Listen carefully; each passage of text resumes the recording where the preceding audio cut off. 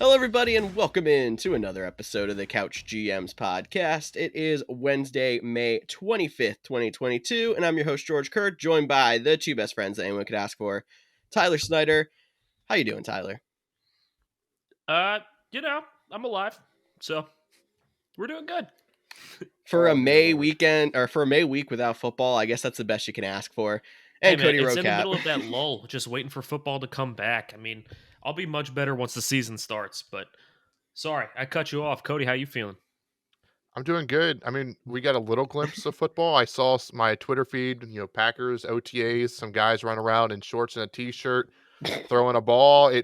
We're getting closer. That's all we can hope for is we're getting closer. Yeah, I mean, it's the summer lull when we're getting excited over guys throwing around a football with no helmet, shorts, and t-shirts. But yes, it is the first look we have at our new teams. We are going to talk a little bit of OTAs in our news and notes segment, and we are going to kick off our early rankings with the first part of quarterbacks. We're going to go through 1 through 12 in our quarterback rankings this week. Make sure you find us on thecouchgms.com and our social media channels for more than you get from this episode. And without further ado, let's jump right into NFL news.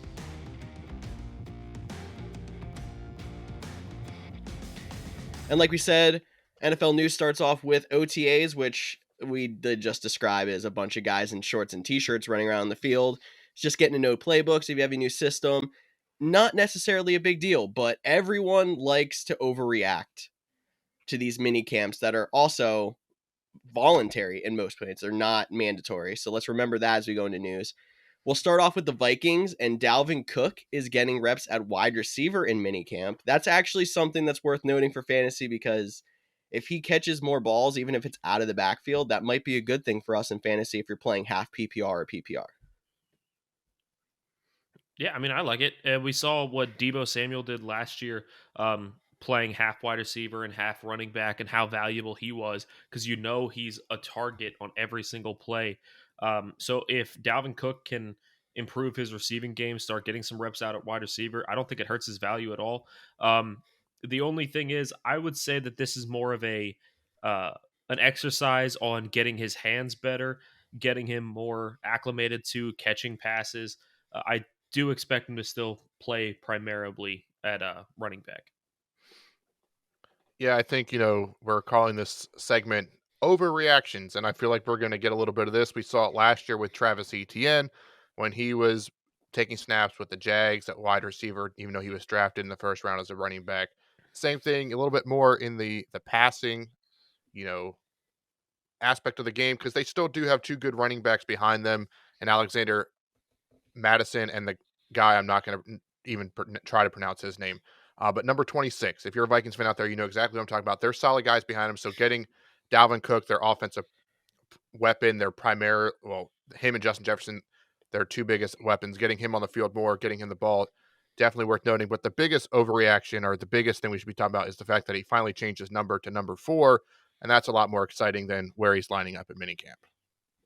I wonder what changed his mind this year. I know last year players were deciding not to change their numbers because they had to buy out stock of jerseys in the NFL shop or whatever with their old number. Did they clear that, or did he just decide to be like, okay, I'm going to do it this year, even though he didn't last year? That's a good question. I wonder if they have we're gonna purchase this amount of jerseys at this moment. So if you want your changes in, and if when they agreed on the number of changes, if they were later in the off season or something. But we're talking about jersey number changes. So that just goes to show what kind of law we're in this off season. Exactly. Yeah, exactly. But a lot of attendance things that people are all just getting up in arms about, and literally it's not important. A lot of these guys are veterans that we're going to talk about here that are not attending voluntary camps. So you mentioned Debo Samuel already. He's someone who's not attending 49ers camp. Of course, everybody is up in arms with that because he is trying to demand a trade from the 49ers. He was not happy about being a half running back, half wide receiver. Aaron Rodgers is not attending Packers camp. They had coaches say that Rodgers doesn't need reps this time of year, so I don't think they're too worried about that. Baker Mayfield is not attending Browns camp, and he obviously isn't happy there and wants a trade. We're going to see if that happens before actual training camp opens. And then Kyler Murray is not attending Cardinals camp. because he is still in a contract situation where he's not happy, wants his extension early. This happens all the time. I don't think it's a big deal for any of these guys. Do you think there's anybody out of that group that stands out? I'm not surprised by any of these guys. I think the most notable ones are Debo Samuel and Baker Mayfield, personally, because I think both of those guys are holding out for more personal reasons. Kyler Murray might have some personal reasons, but I think that'll all be cleared up by the season. Aaron Rodgers, I mean, he's a veteran. It's just what he does. But as far as Debo and Baker, I think they're both using this as kind of a way to try to force the team's hand towards trading them. Really show that they are not committed to this team. They want to be on a different team, and we've seen this kind of thing in the past. Sometimes it clears up. Sometimes it just makes contract negotiations become more serious. Other times it does actually force a hand and cause them to be traded. However, it can also play against you, especially in a sense like Baker. It's not surprising he's not going to be the starting quarterback this year for the Browns, so that's nothing. But Debo, he's still the best player on that team, and I think he's definitely going to be used by the 49ers if he stays on the 49ers this year. But by not going to these minicamp workouts, it's giving other people a chance to shine. And you have somebody else come out that you weren't expecting to be a number one, number two, come out and really prove that they deserve to be on the field more. Debo could possibly lose some playing time. Wow. I mean, I guess you're Yeah. not wrong, but I Yeah. think that just hints to your let's not overreact too crazy. But to that same point, though, like I'll talk about Aaron Rodgers because I don't think it's a big deal, and you already mentioned the coaches. But like some of these guys, I feel like the coaches are like, yeah, don't come. Let's let us play Jordan Love this whole offseason. Like, let us see what we have in him again. Like you won MVP last year without being up there, so it's no big deal. The Debo one is going to be interesting. At this point, I don't see any way that he's traded, so he's going to essentially have to hold out to and with the new CBA that he's going to lose too much money. So I think Debo is stuck with the 49ers um this year, and the other guys again, yeah, it's voluntary. I think they need to put that on a t-shirt. Maybe that's something we can do eventually. Voluntary minicamp means you don't have to show up or something like Mhm. simple like that cuz how overreaction some of these get. And it's even more worth noting that some teams don't even hold voluntary mini camps. A lot of it is older teams with more veterans, like the Eagles, for example. I know are one team that canceled all of their voluntary camps after speaking with their player group and saying that they don't think it's necessary. I think it's more for teams that have a first year head coach that want to get more time in the system. But we do have one more mini camp note here. Titans rookie wide receiver Traylon Burks was going through a workout and appeared to leave early and was really not in good shape. Was he sick? Maybe, but a lot of people are saying that he has conditioning issues going on. Tyler, do you have any other info? Yeah, so the very first workout that they had, Traylon Burks left the field multiple times. Every time he tried to come back, he just was seen like hunched over, could not seem to get it together. Was on had his inhaler and used it multiple times throughout practice. And other players were not having any conditioning issues like him. However, kind of cut him some slack. They were saying it was in the high 80s, low 90s, and it was the first practice, so it's fine. But it's now been over a week of these practices, and he is still doing it. Today was in the mid 70s. It was cloudy. It was a nice day, and he still left the field twice because he could not catch his breath. Uh, they said after the very first drill he left today, because he could not catch his breath, and that's after one drill. I mean, I don't know if that's conditioning issues or if there's some other issue underlying here, but it's definitely something worth noting. In the beginning, it was a little bit more forgivable, and again, this is overreaction news. He should be fine by the season, but it is something worth noting. If he can't seem to get his conditioning together, or if there is a different underlying issue causing this, he could possibly not be on the field as much for the Titans as we thought. Yeah, that's definitely, like you mentioned, it is overreaction, but it is something worth noting, especially with your dynasty rookie drafts coming up. Like, Burks was considered a top four, pick because what we expected from him, the clear instant replacement for AJ Brown. Well, if he's having conditioning issues, he's not up to speed. Not saying come September, your body can change a lot in 6 months. He might be perfectly fine, but there is something to think. You might be able to get him a little bit later in your dynasty draft. So definitely something to keep an eye on and make sure you're following the Titans beat reporters on Twitters or on Twitter, not Twitters, if you are interested in grabbing Traylon Burks in your dynasty rookie draft. And we definitely should have more information on that as we get into training camp and as we get into our actual redraft. So it's not a problem for that if you're not playing Dynasty, but we'll keep you updated if we hear any more news. TV news on the week. The Arizona Cardinals are to be featured this year on Hard Knocks in season. So that's the one that comes out in, I believe, November, the second half of the year. The Lions earlier in the offseason were selected for the training camp version, the traditional version of Hard Knocks. Cody, I believe you said that the Cardinals were featured in the Amazon Prime series. What do you call it? Last year. So interesting that they're getting back-to-back feature seasons. I don't think it was last year. I think it was a couple seasons ago. I'm pretty Oh, sure that okay. they were on the All or Nothing season. And actually, when the news came out, I thought they had gotten All or Nothing again because I had forgotten Hard Knocks started doing the in-season version. But it's interesting with the Cardinals because, this is a team that's had some late season collapses the last couple of years.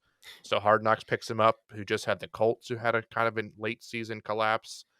So we'll be definitely interested to see over the last 6 weeks how this team performs and getting that inside look into the locker room.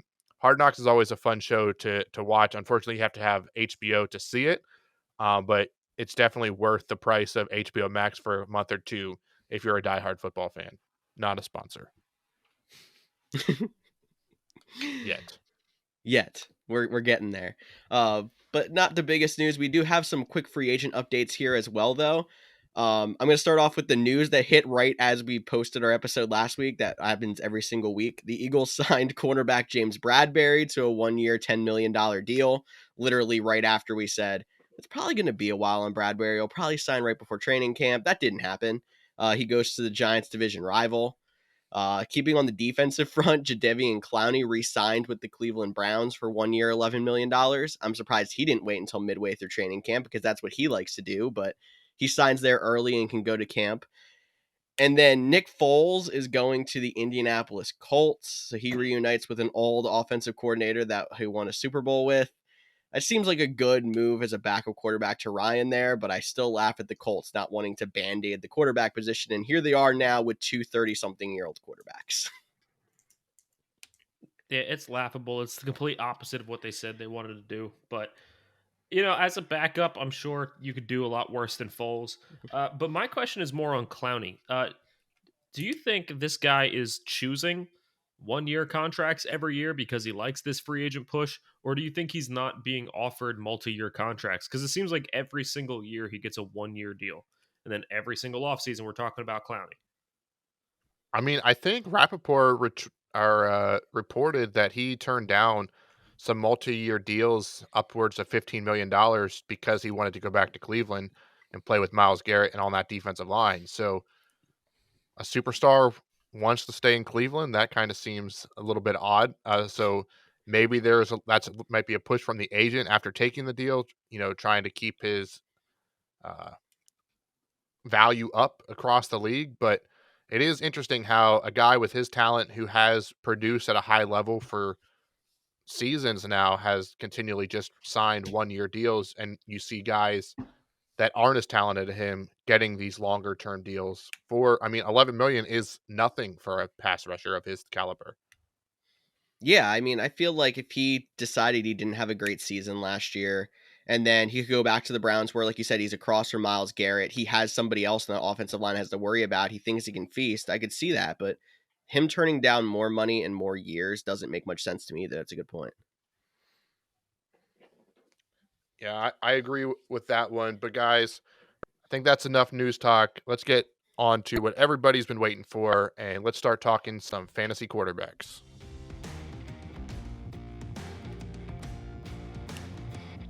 So as we said at the top of the show, this is part 1 of our early quarterback rankings. So we're going to be giving you consensus rankings here. We all did our top 30. We're going to do 1 through 12 in this episode, and averaged out, we're going to give you what our top 12 is. Make sure you check out the new player rankings tab on thecouchgms.com. You can get a little bit of a sneak peek of what we have coming next week, but we're obviously going to break it down a lot more here on the show. Guys, we're going to jump right in here to number 1, and actually the consensus number 1 across the board. is not Patrick Mahomes this year. Josh Allen, the consensus number 1 fantasy quarterback. Yeah, Yeah, no brainer. it's easy. I mean, the dude's got a rocket for an arm. He's got great pass catchers. He's been doing it consistently for years now. A lot of these other guys you talk about in the top five have been a little bit inconsistent over the past few years. Josh Allen isn't. And even though you don't think of him as a mobile quarterback, he is still a mobile quarterback. So he gets you those points with his legs too. It's a no-brainer. If you're taking quarterback early, which I don't recommend, but your strategy is your strategy, go Josh Allen. Yeah, I mean, there's not much to say here. He has the weapons. He has Stephon Diggs. He has the rising guy in Gabriel Davis. They brought in Jamison Crowder. They added James Cook. They have Devin Singletary. The clear favorite in the AFC. Well, some people will say the clear favorite in the AFC. Um, odds-on favorite to win MVP. It almost seems too good to be true. So maybe it is. And I guess my question is, while we all still have him at number 1, and I think he is the top guy, he'll probably go in the 3rd round.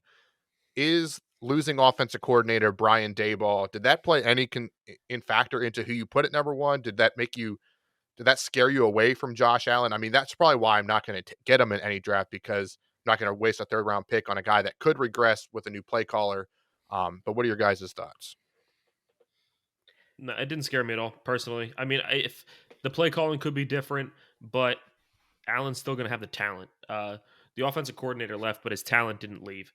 So he's still going to find ways to make things happen.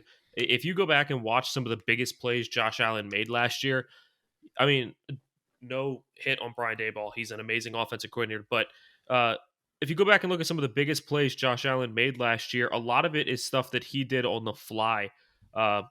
Where he scrambled out and hit somebody deep or made something happen with his legs when nothing else was working. So it wasn't just the play calling that was allowing him to be as good as he was. It's his overall just sheer natural abilities. So no fear at all. Yeah, I almost feel like there's a chance, especially because they brought in James Cook and now, like you said, new offensive coordinator, that their run rate might actually go up. They might run the ball a little bit closer to 50% now. But I almost feel like that can just help the passing efficiency in that offense, because you already know they have the talent around him. He's a talented and accurate quarterback. Now you're going to be bringing guys up to the box too. It might find more holes in the secondary for him. I mean, and he still has the rushing ability, which we talk about in fantasy is important. So no problems with Josh Allen there at number 1, but I'm with you. I normally would not draft a quarterback that high. All righty. Well, we can talk about number 2 on our consensus ranking, but it's the first guy that has some differences. It averaged out that Justin Herbert is the number 2 guy on our rank, who I actually have at number 2. Tyler and George have at 3. For me, since I have him at number 2, he finished as QB2 last year with over 300 points. Fantasy wise, high powered offense, all the weapons. He still has Keenan Allen. They brought back Mike Williams. You love Austin Eckler. Like, it's just a solid team. You expect their defense to be good, which could be a little bit of a knock. They might not have to score as many points as they did last year. But I still think he's like the rising star in LA. They're going to throw the ball around. Their quarterback, whose name is just, or not, they're not their quarterback, their coach, whose name is slipping my Staley. He loves to go for it on 4th down to extend some drives. So he might get some extra opportunities. So that's why I had Justin Herbert at number 2. Yeah, obviously he's not my number 2, but number 3, I don't hate having him at second. I think just when it comes to consistency against a lot of these quarterbacks, I think that was the biggest knock on the top, I don't know, even 7, 8 quarterbacks last year. Like, they were putting up points, but it was like the 28, 30, 12 variety. I could see Herbert staying pretty consistent if the offense around him stays healthy. So when it comes to taking a stab at a quarterback in the earlier rounds, he's just as good as any of them. Yeah. I think you guys said everything I need to be said about Justin Herbert. I mean, easy number 2 quarterback. There is some other people we have at number 2, including the one that George has at number 2, but is our consensus number 3, and that's Patrick Mahomes. Finally showing up on the board at 3. George, you're the one that ranked him highest out of the 3 of us, so why don't you go ahead and break down Patrick Mahomes?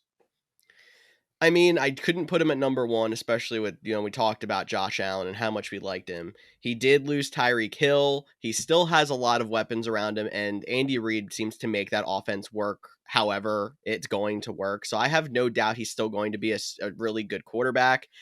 Maybe it's just a pedigree thing for me that put him at 2. It was very close, I think, between 1 through 4 in my rankings. I kind of flipped him a couple of times and ended up with, I think I just trust Patrick Mahomes at 2.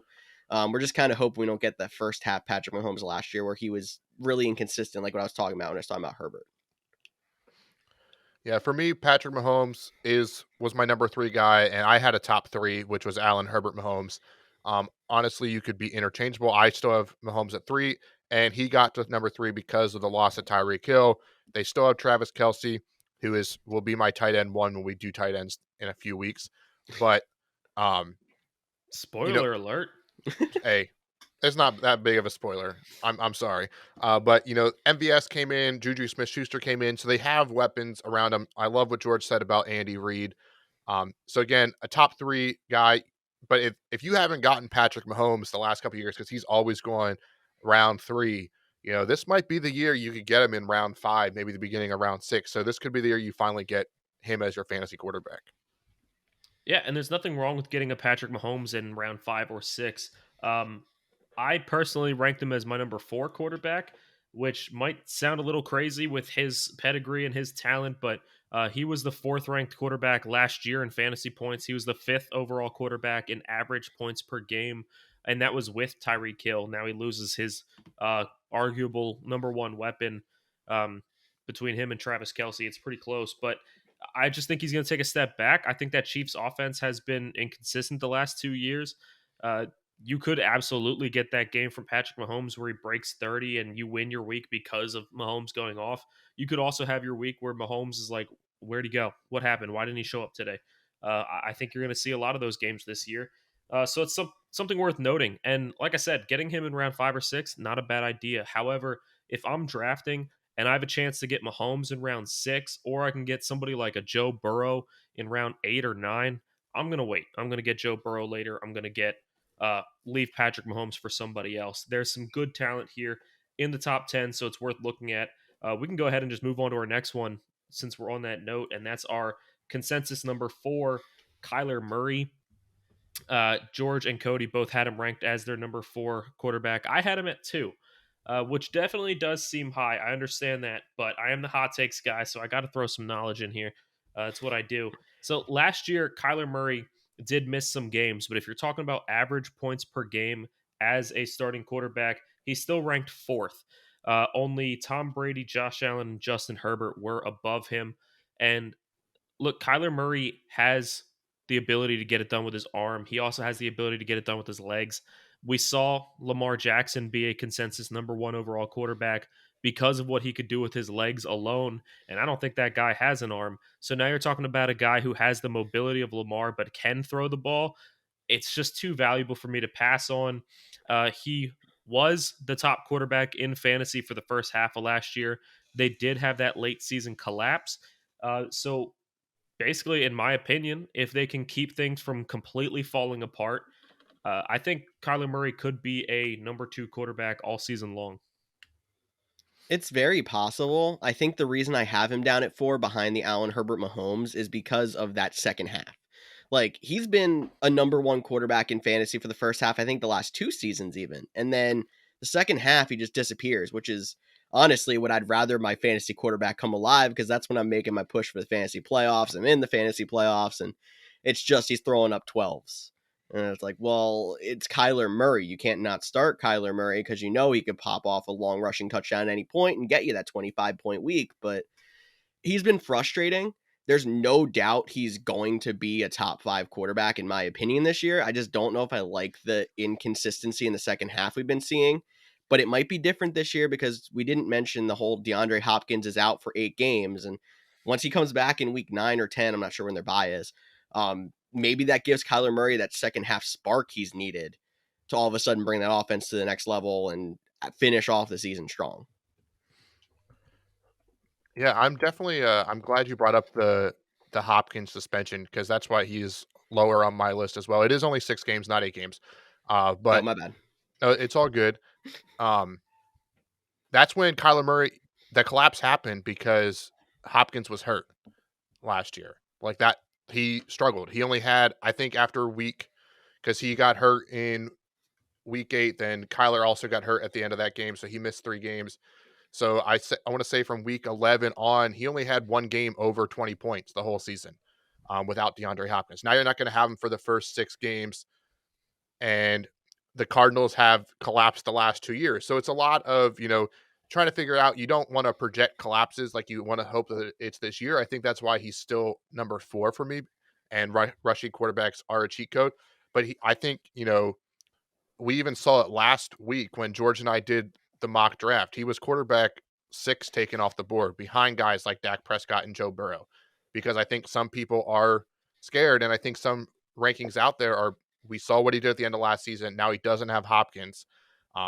So he's a guy I'm not touching. I think he has value, but he's a guy I'm not touching in upcoming drafts this year.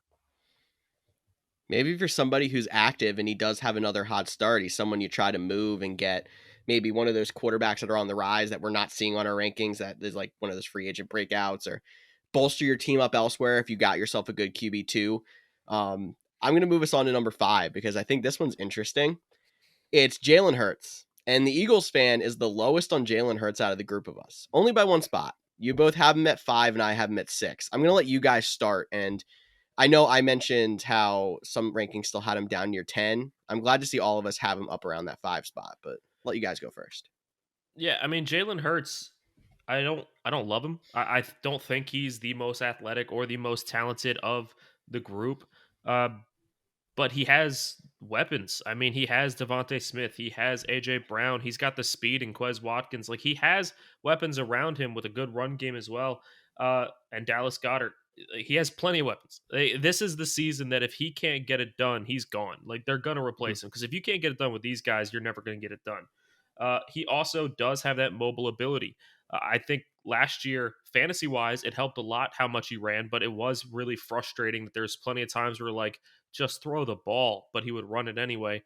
So that is frustrating from a fan perspective, but from a fantasy perspective, that got you a lot of points. So the biggest thing with fantasy is knowing that just because he's not the best quarterback in the league doesn't mean he's not the best fantasy quarterback in the league. And you can really bank on that kind of thing. So I think the mobile quarterback's is a cheat code thing. He's got the weapons. This is his season to get it done. I think he's going to get the points. Yeah, I mean, I'm right there with you on that one. I have him at 5 as well. He's flipped with who George has at 6, or George has Jalen Hurts at 6.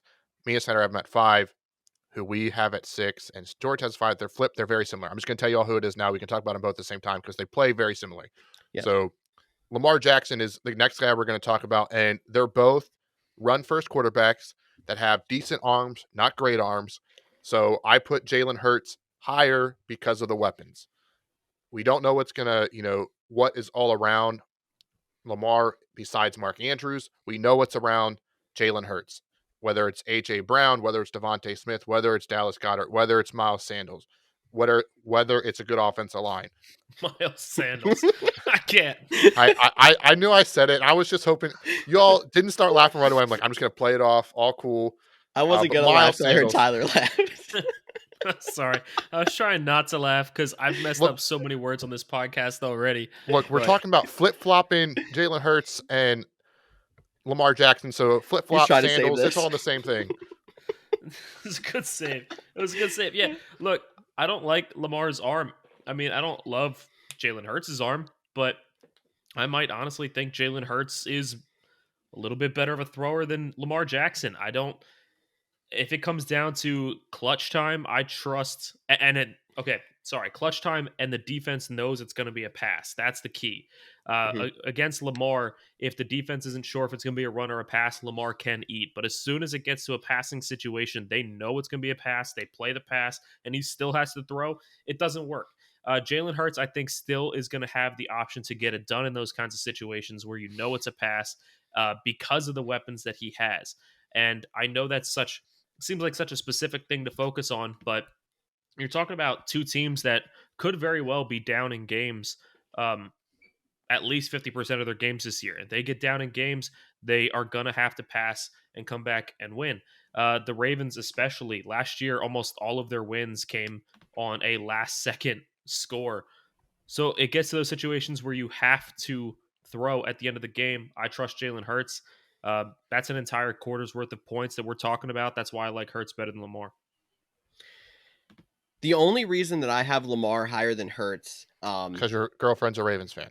no, because I feel like Hurts passing the ball more did hurt his value just the littlest bit. So you might not get as many rushing yards out of Jalen Hurts, which is the reason why he was the only quarterback through like 11 weeks last year that didn't have a game under 20 points. The inconsistency might show a little bit more this year. As much as I think he is going to get his points, he is going to eat. Lamar, even though we were talking about last year, like he's got to prove he can throw the ball this year, and he was hurt for a while. When he was playing, he still had 30 plus pass attempts in, I think it was over half of his games that he played, and he was still a very solid fantasy quarterback. So almost that inconsistency kind of idea is starting to ease slightly in my mind. I still think that him running the ball is how he's going to get most of his points. He's still going to run the ball plenty of times. They've proven that. But I think almost I almost feel safer with Lamar because I've seen now what they're trying to do when they are trying to make him throw the ball more and he can still put up points. Hurts throwing the ball more is a little bit of a question mark. Yeah, I mean, I hear you. I mean, we're talking, 5 and 6, so it's not like They're right there. We're having big discrepancies. We could debate this all day. My last comment on Lamar would be they lost Hollywood Brown. Like that was one of the things about Lamar is you're thinking run, run, run. Eventually he'll hit you deep with Hollywood Brown. He would get he would get 2 or 3 shots of that a game. Who's going to replace that? That's a big question mark as a part of their offense. We still don't fully know if J.K. Dobbins is going to start the season right away. There's a lot of question marks around that offense. We saw them struggle last year. But again, we're talking 5 or 6. And honestly, this might be a hot take. This is more of Snyder's thing. So maybe he'll agree with me. So I'll feel a little bit better. But I feel like we just finished up quarterback 6. Like 4 through 6 is almost like the quarterback dead zone of guys that are good, but you don't want. Like that's just my opinion on how we're looking at this year. Yeah, I mean, look, I completely agree. Like I was saying earlier, if I'm talking about the draft and I see these guys on the board and I don't have a quarterback yet, I'd much rather wait and be one of the last guys to take a quarterback and get somebody lower, like a Dak Prescott, a Joe Burrow, man, I don't know. Even honestly, like a Derek Carr isn't a horrible option to get late in a draft and then try to snag a young, exciting quarterback later in the draft as a number 2. I'd much rather take those chances and get better skill players than have to go with one of these guys. And, one more point on these guys before we move on. I know we are very close on them between 5 and 6. Looking at last year, Lamar Jackson did not play as much as Jalen Hurts did. And I would argue that Lamar had the better weapons last year. And Jalen Hurts averaged 21.41 points in the games he played. Lamar Jackson averaged 21.08, within a point of an average together. So now you give Jalen Hurts a better weapon, take away one of Lamar's. I'm going with Jalen Hurts here, but they are so close that really it's a preference thing. If there's a guy you like better than the other, don't say, oh man, 2 of them like Hurts better, but I like Lamar. I guess I'll go Hurts. If you like Lamar better, go with Lamar. It can be definitely a preference thing here because the rankings are so close. Definitely. And I just want to also mention, we talked about this being a quarterback dead zone. It's almost like the rounds that they are generally going in are the dead zone, not the quarterbacks themselves. These guys are going to produce. They're going to be weapons for a fantasy team. But we personally wouldn't go for them unless they fall to like round 7, round 8. Instead of them going in round 5, 6, where you probably see them going based on their rankings, it's almost like I want to wait and see if the value is too good for me not to take them, rather than going up and getting them at their value. Solid point, George. So let's talk about some guys that I am excited about, and we're going to start that off with number 7, another straight consistency across the board. We all have that number 7. The guy that took the league by storm last year, took the Cincinnati Bengals to the Super Bowl. None of us bet on that, and we all still can't believe that happened. But Joe Shiesty himself, Joe Burrow at number 7, like what he's done in Cincinnati. Like, I'm gonna take this out of fantasy for perspective, but like, I know some people hate him. Big fan. I love what he's done, how he's changed that culture for that team. Like, he's a guy you can root for, even if the Bengals aren't your favorite team. And you shouldn't play fantasy like, hey, I'm not going to take Joe Burrow because I'm a Ravens fan. Like, that's not how you play fantasy. And you shouldn't play fantasy like, I'm going to take Lamar Jackson because I'm a Ravens fan. You should take players that make the most sense for your team, are the best value. But with Joe Burrow's weapons, having T. Higgins, Jamar Chase, Tyler Boyd, Joe Mixon in the backfield, they got him protection. We don't expect him to have that many sacks. Like, he's a guy I'm actually excited about this year. I think his value is pretty perfect. I mean, you're still going to have to take a quarterback, quote unquote, early to get Joe Burrow. He's probably a guy a lot of people are going to get, but it's also a guy that you can enjoy rooting for when he's not playing your favorite team.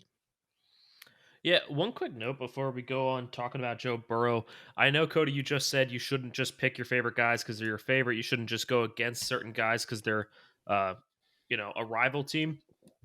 All of us have done that when we Mhm. first started playing fantasy. I mean, to this day, there's still every year Cody's like, Aaron Rodgers is right there. Like, Aaron Rodgers is it happens. If I'm in the first round, I'm looking at Derrick Henry. It's hard not to. I get that. But for those out there that are flat out like, I refuse to take a Cowboy because I'm an Eagles fan, think about it this way. If you're taking all Eagles players because you don't like the Cowboys and the Eagles lose, not only did your team lose, but now your fantasy team lost too because they did so poorly.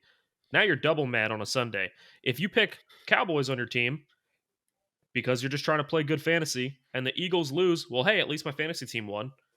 But if the Eagles win, your fantasy team lost, but hey, at least my team won. No matter what, there's something to make you happy. So don't always go against your favorite players because it honestly could be a win-win on Sunday's thing if you do have some rival players on your team. I had Jonathan Taylor in a league last year, and as mad as I was that the Colts kept winning, I was real happy that Jonathan Taylor was putting up some points. So definitely a way to look at it. But anyway, back to Joe Burrow. Man, I love this guy. I said after his rookie season, I expected him to have a huge sophomore season.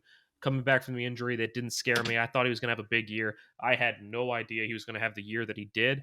I wish I knew. I would have drafted him in more leagues last year. But I think this guy is one of the ones that you can wait. You don't have to take one of the top quarterbacks we already talked about, but you're still getting a great quality player in Joe Burrow, a guy you can throw into your lineup every single week and feel comfortable.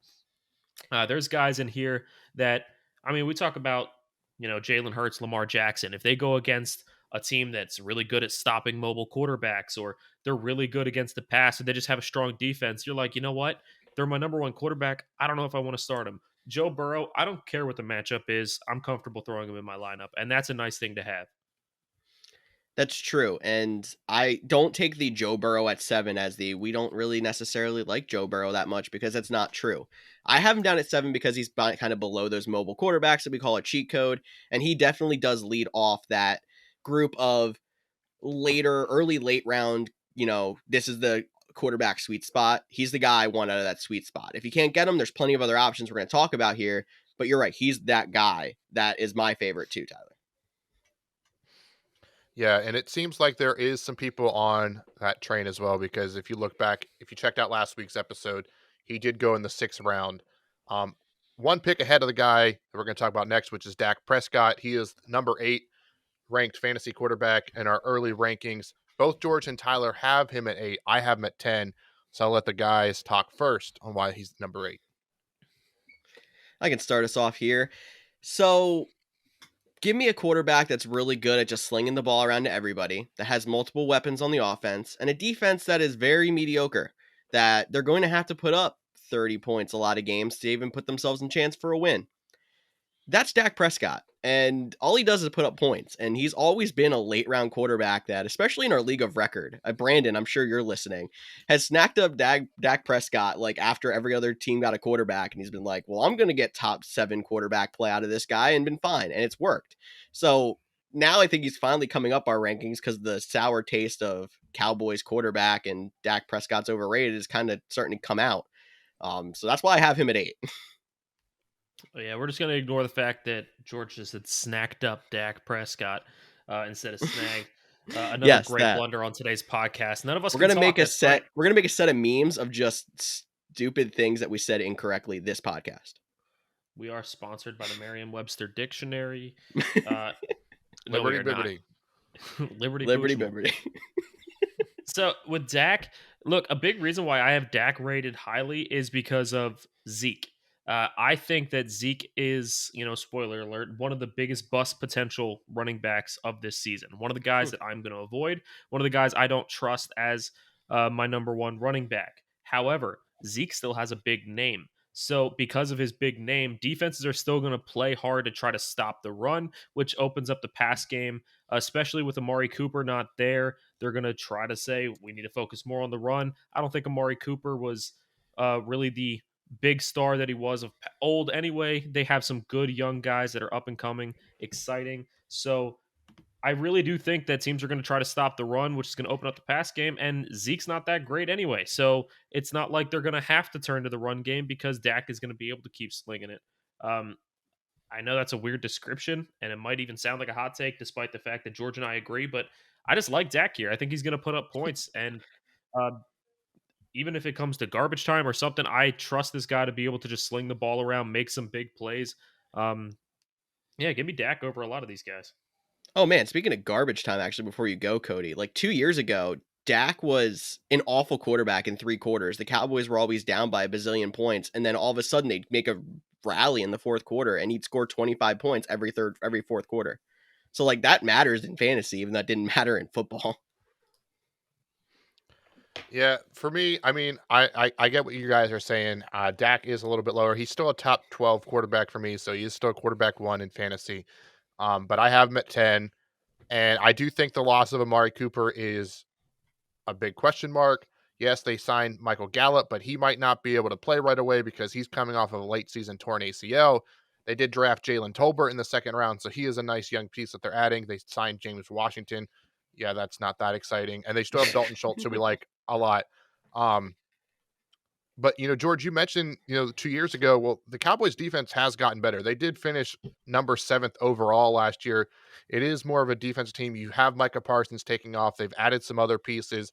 Trayvon Diggs, he gets interceptions. He might give up big plays, but he gets interceptions, more opportunities for the offense. So I do like that. Um, but for me, some of the guys we're going to talk about in a little bit are guys I would rather have over them. Not saying Dak is a bad prospect by any means, but he definitely is some question marks. Zeke hasn't been himself. Like Tyler mentioned, I don't think it's that bold to say he has some bust potential. But are we switching away from the Cowboys being a run first team with Zeke, and now they're going to focus on Dak? Um, so I think just like the Cowboys, I think they have a high variance whether Dak is a good fantasy quarterback or whether the Cowboys are a good team this year. If they're, in the bottom half, wouldn't surprise me. If they're at the top, wouldn't surprise me. I just think it's a lot of high variance for them. Well, I can move us on then to our number 9 consensus quarterback, someone who may also be high variance because of some question marks, but we seem to at least generally agree. Cody and I have him at 9. Tyler, you have him down at 11. Russell Wilson, who is now a Denver Bronco. I guess the argument can be made, are his weapons this year any better than he had last year? I mean, he had Tyler Lockett and DK Metcalf. Now he has Jerry Jeudy and company in Denver. Potentially, you're right. Jerry Jeudy, we did know last week. We talked about he has a situation, but I don't think it's going to be super serious. You never really know. I'll start with Tyler here. Why do you have him down at 11? Well, it's a new offense. It's a new team. And outside of, the thorn in my side, Matt Stafford, a lot of times a quarterback takes over on a new team. It's some growing pains. You have a new offensive coordinator, a new playbook. You have new guys that you need to build a chemistry with. Everything's new. So I feel like Russell's going to have some growing pains. He might not put up the big numbers that he had before. He is getting older, so his mobility is going to slightly decrease every season as his career goes on. In my opinion, that's just natural. That's how aging goes. And then on top of that, I don't know if Jerry Jeudy's going to play or not. We don't know what's going on with that situation. It doesn't seem as serious as some of the other lawsuits going around the NFL, but at the same time, you don't know. He could very well be suspended, miss an entire season even. Like, we don't know what's going on. I don't love his weapons outside of Jerry Jeudy being number ones. Like, I think all of them are decent number 2s or 3s. I don't think any of them will be able to step up as a number 1, in my opinion. You don't have that super speedy guy that you had in Tyler Lockett. You don't have the absolute beast of an animal in DK Metcalf anymore. So I think it's going to be some struggles for him. I still think he's going to be decent. I still like him as like a quarterback 2, in my opinion, or borderline quarterback 1. Um, but if I took him in a draft, I would be taking another quarterback shortly after to make sure that I can play the matchups. Yeah, for me, I mean, we're not talking a lot of picks or a lot of spaces on where we have them ranked, just 2 spots. But I think if we look at the offenses, if you're listening, you're not going to see my hand gesture, but if you're on YouTube, you can check it out. But so if you look at this was the Seattle Seahawks offense last year, and this is the Broncos defense. So they had a little bit more top end talent, but they weren't as deep. So Tyler Lockett, DK Metcalf are probably better than all the wide receivers on the Broncos. But who was number 3? These are the listed wide receivers. Exactly. Siri was going to tell me who the people were. But who was number 3 on Seattle? They didn't have a tight end. They didn't have a number 3. They have a complete offense. Whether Jerry Jeudy misses one game or no games, I'm still a big fan of Cortland Sutton. I think he can be a number 1. Tim Patrick, they paid him. KJ Hamler's coming back. He is a speed threat that could compare a little bit to Tyler Lockett. They'll probably never be on the perfect passer rating, same page as Russ and Lockett were, but it is potential. Really like Big O Albert at tight end. They still have Melvin Gordon and Javonte Williams. It is a complete offense there. Russell Wilson, new city. Like, I think there'll be some hype behind it. I think he's going to play well. So he's a guy that, if he starts to slide, I might be taking a look at. I have a lot more confidence, it sounds like, in Russell Wilson than Snyder does, despite only being 2 rankings apart. Yeah, reason I have Russell Wilson here at 9 is because I feel like he's been here before where we kind of questioned him and how well is he going to do, how well are his weapons going to be, and someone takes him in those like late rounds and he ends up being a 6th ranked quarterback. So like I couldn't see myself dropping him anymore because I feel like there gets to a point where I feel like his floor is and where his floor actually is doesn't match up.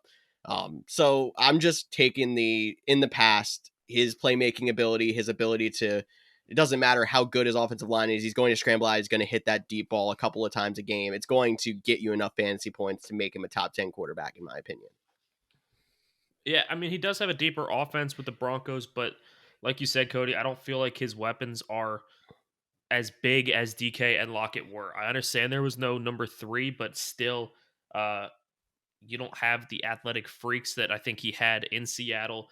And last year, Russell Wilson was a 13th ranked quarterback in average points. He had over 2 points less per game average than Kirk Cousins. I don't like Russell isn't the same guy that he used to be, in my opinion, fantasy wise. He's not the same top 10 quarterback. He is borderline top 10, but he's not a guy that I feel super comfortable throwing in my lineup every week. Understandable. And as we, the top 12 are your quarterback 1s, as we call them, but that doesn't necessarily mean we feel confident starting them each and every week.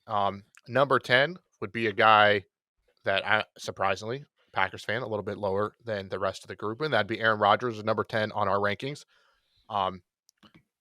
He's another guy, you're going to play the matches with them, in my opinion, just based on the team that's around him. They don't have a true number 1 wide receiver. They love the run. They have a dynamic duo in the backfield. Like, don't get me wrong, like Aaron Rodgers could go another season, be a 3-time MVP. Like, he has that potential. He has that talent. The Packers are a good team. But even if you take Aaron Rodgers, you might want a second quarterback for some of those matchups that could be a little bit tougher. They're going to play some tough opponents. So I have Aaron Rodgers at 12. He's at 10 on our board. Guys, why are you so much higher on him than me, which I actually never thought would happen? Look, my reasoning, I'm the highest on him. George has him at 10. I have him at 9. The reason I have him so high is a terrible reason, and I'm just going to admit that. I'm going to say this has nothing to do with actual like analytic fantasy knowledge here. I understand his receivers are not as good. He doesn't have Devontae Adams anymore, but that's why I have him at 9, because I think Aaron Rodgers is an arrogant SOB. I think he is super arrogant. He wants to prove to everybody that he's the greatest, and I think this is his chance to go out there with the Packers and show that he can get it done even without his top weapon in Devontae Adams and prove how good he really is. That arrogant SOB is going to figure out some way to put some points on the board, get some things done. I think he's just going to go out there and sling it. And, I know he doesn't have Devontae Adams anymore, but we've seen the Packers in the past lose some weapons to injuries and stuff. And we have some no-name guys step up, and those no-name guys end up becoming fantasy starter wide receivers because Aaron Rodgers made him that way. I think that this year is going to be no different. I think two-time MVP back-to-back years, even though Derrick Henry deserved it the first year. That's a different conversation. Two-time MVP in a row. I think this guy is going to go out there. He's going to put up points. He's a guy you can trust, and a guy you can trust to sling it and be accurate is more valuable than some of these other question marks. Man, the Devontae Adams trade happened, and I feel like the first thing I heard Cody pull out was the Packers actually have a better record without Devontae Adams than they had with him. And then he goes and drops Aaron Rodgers in his rankings because he doesn't have Devontae Adams. Tyler, I'm with you. Like, Rodgers is going to get the whole set of Costco cashiers at wide receiver and be like, you go run a slant, and he's somehow going to get it to him. Like, done. Rodgers is still a top 3 quarterback in the league. His weapons is what puts him down here around 10 for fantasy, but he's going to figure it out. Look, I'm not just arguing that Aaron Rodgers is going to figure it out. I wasn't saying losing Devontae Adams is the reason I'm, quote unquote, dropping him. It's because I think they're going to play differently without Devontae Adams. I think they're going to rely on Aaron Jones and AJ Dillon. They're going to play a more methodical way down the field. And Rodgers, despite being a 4-time MVP, he's never been the guy to lead the league in passing yards. That just hasn't been the play style. That hasn't been under Matt LaFleur's play style. He's probably going to get his 30 to 35 touchdowns, but he's not going to push the 50 that some of these other guys can. So I think because they're going to rely on the run game more, I don't think that's going to take away. I think Aaron Rodgers will be efficient as all get out. I think we'll have a super low, touchdown to interception ratio like he always does. Like, the Packers are going to win games. It might not just be statistically what we're accustomed to. That's my only thoughts. I hope I'm wrong. I hope Aaron Rodgers number 1. I get Aaron Rodgers. Heck, if he's there in round 10, round 11, you all know I'm taking him because I can't. He's going to take him in around 9. Let's be honest. Because I cannot not take Aaron Rodgers if he's sitting there, as Tyler mentioned, even though we're not supposed to do that. But I still think there are some better options projecting next season ahead of him. Well, one of those options is the next quarterback, and this one's interesting. So, all right, what if I told you guys that just last year, this guy was the number 3 overall quarterback in not only points, but also points per game, and we are ranking him at 11. I mean, if you can get the number 3 scoring quarterback at 11, as the 11th quarterback, you're going to want to take that guy.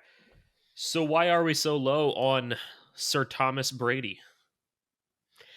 Okay, I hate making this argument because you're like, oh, he was just 3rd last year. And I'm like, he didn't look great. Like, I feel like Father Time was starting to catch up to him. And then he decides to retire. And then he decides, like, no, just kidding, I'm not retiring. I'm like, is it finally catching up to him, the fact that he's going on 45 years old and still trying to play quarterback? Maybe, but probably not. And that is what's in my head, is like, I don't want him as a QB1. I'd rather have him as a supplemental guy that I can play matchups with. And maybe that's going to come back to bite me later because he will end up being another top 5 fantasy performance. But that's the only reason I've come up with my head that it's like, I kind of like Rodgers better, or I kind of like Russell Wilson better. And that's why he kept falling down my board. Hey, I have him all the way up at 8, ahead of Dak Prescott, ahead of Russell Wilson, ahead of Aaron Rodgers, who we got. Yeah, maybe he might regress a little bit, but I'm tired of saying Tom Brady's going to regress. He's 45 years old. He led the league in passing last year. Like Snyder mentioned, he was number 3 fantasy quarterback. Every year, somebody takes him at the end of the round, and you're like, oh, you're taking Tom Brady. And then at the end of the year, you're like, I can't believe we let them get Tom Brady at the end of the round. So let that be you. Take Tom Brady this year. Look, they got Mike Evans still. Chris Godwin is back. They signed Russell Gage. to replace the Antonio Brown role. Rob Gronkowski and him were working out again, so Gronk's coming back despite what he's saying. Like, this season He's is making going. a bold prediction right there. This season, like, he came back to win a Super Bowl. He's gonna throw all around the yard. Like, we saw the money he has literally waiting for him to go be an NFL or TV analyst, and he's like, no, I'm still gonna play football because I can. So I am not worried about Tom Brady. Maybe he'll finally, die down because I'm not on the, hey, he's finally gonna fall off a cliff. Nope, not Tom Brady, not this year. Yeah, Cody, I completely agree with you. I remember we drafted our league of record together, and 2 years in a row we went, really, Brady this early? And then, every year I'm sitting there and I'm like, wow, my quarterback sucks. And there's this guy with Tom Brady just killing the league because he's getting these consistent big points every week. It doesn't have to look pretty to be good, Jalen Hurts. It doesn't have to be pretty play to be able to put up points. Tom Brady is consistent every year, whether you like him or not. Um, that's going to be one of those guys where even though you don't like him, it's fantasy, it's not reality. So go ahead and take the points. But boys, we have one more quarterback in this segment, and I think I'm going to take the reins and talk about him because I am weirdly somehow the highest ranked on this guy. And if you have listened to this podcast ever, you can know why that's weird. But Matthew Stafford coming in at number 12. I have him as my number 10 ranked quarterback. Look, I don't love the guy. I think he's overrated, but he is on one heck of a team. He has crazy weapons. If anybody deserved MVP last year, it was Cooper Kupp. So Aaron Rodgers doesn't deserve it. 2022. So Cooper Kupp is still on that team. Yes, they lost Robert Woods, but they still have Van Jefferson. I could totally see Odell coming back once he starts getting healthy. They still have weapons. This guy is going to put up points. He was on a Super Bowl winning team just last year. You got to take those kinds of points as your number 10 quarterback or number 12 in our opinion. Go ahead, Cody. He was talking about Aaron Rodgers. I want you to jump in before I. Oh, no, I mean, sure, we'll just see Aaron Rodgers win a third one, and we can say Jalen Hurts was supposed to win it or something, and then you can all be mad. Oh man, I wish. I'll go with that. But I had Tom Brady higher, so that's only the reason why Matt Stafford fell. I don't think there's anything wrong with what he said. I mean, we're talking 10 and 11, so quarterback one, probably a guy you can trust most weeks. They also added Allen Robinson, which is going to be a solid addition. I think he'll have a bounce back season. So I do really like Matt Stafford.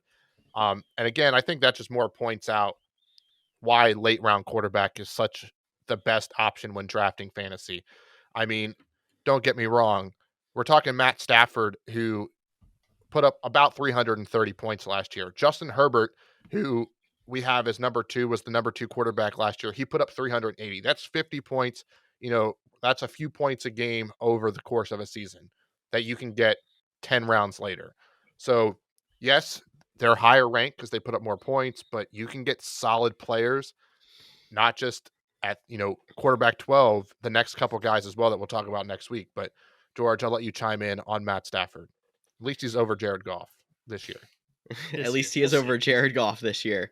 Until the mid-season free agent pickup with Jared Goff is on fire. But no, the reason I have Matt Stafford down here, like, he's still a QB1 in 12-team leagues. He's definitely going to be one of the higher scoring quarterbacks. He is just frustrating sometimes because he'll randomly have that 3 interception game that it's like, what are you doing?